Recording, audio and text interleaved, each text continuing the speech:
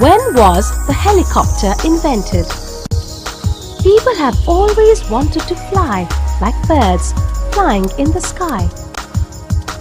The great painter Leonardo da Vinci painted a picture of a gigantic helicopter in the year 1500 AD.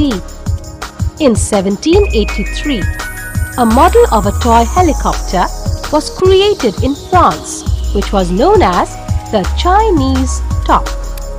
For the next 100 years, a number of scientists created numerous types of helicopters.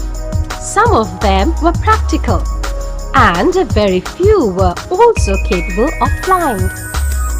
Even after performing so many experiments, none were able to create a lightweight and strong helicopter at the same time. In the year 1917, two Austro-Hungarian officers succeeded in building a perfect type of helicopter.